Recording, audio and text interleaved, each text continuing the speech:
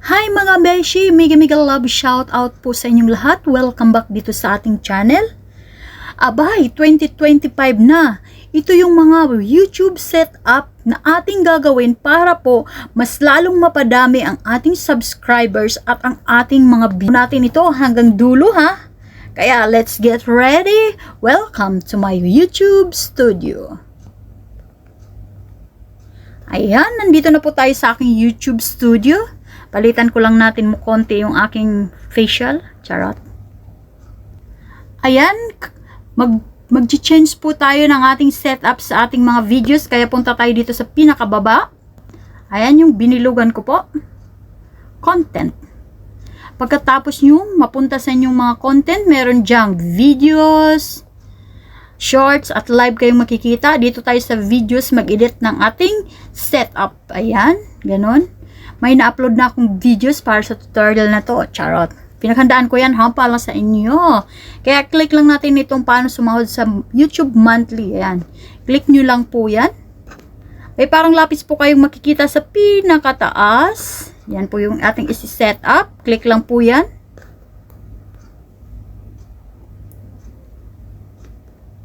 Siyempre, ang una natin gagawin, itong ating mukha, itong nasa taas. I-click nyo ulit putong lapis. Ayan, may lapis dyan na nakalagay. Click nyo lang po yan.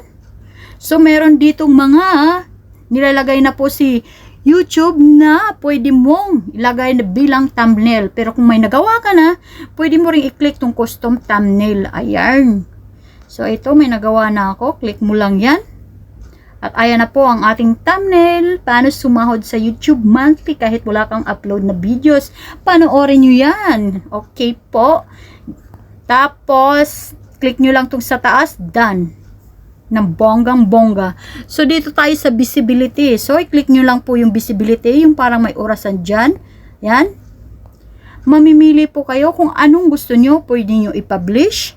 O pwede nyo i-private. Or mag-set kayo ng premiere. So, ito sa atin, i-public natin to.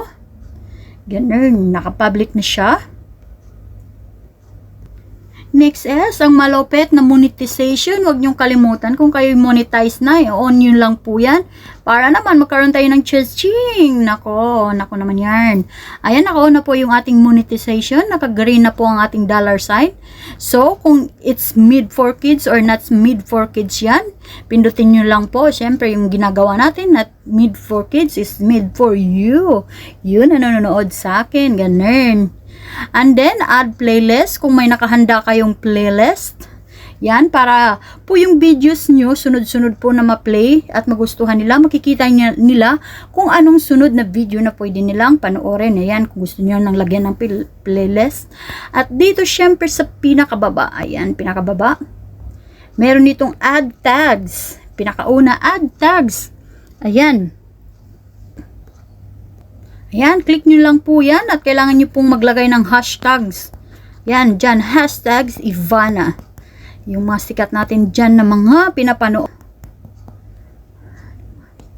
Ayan, wala po yung space ha. Paano dumami yung subscriber mo pag mag-hashtag? Ganun, walang space. Dire-diretso po yan. Tapos, hashtag ulit. Kung tungkol saan yung YouTube videos mo, yun yung i-hashtags mo. Huwag ka namang mag-hashtag na cooking yung videos mo. Tapos, sports pala yung i-hashtag. Kaya po kayo ng hashtag dapat po kung saan related yung videos na ginawa mo. Ganon yung mga sikat na video, YouTubers dyan, na nag-create ng same ng sayo. Diba? Ganon. Yan yung pong mga hashtags na gagawin nyo po. Yan, kung okay na, yan, sa akin, tutorial, hashtag tutorial, tutorials, hashtag, views, ganun. Ayan, kung okay na yan, punta tayo dito sa, meron ditong short remixing videos, kung videos. Yan, kung may mga remixing videos kayo, pwede yung i-allow only on remix audios and don't allow remixing videos.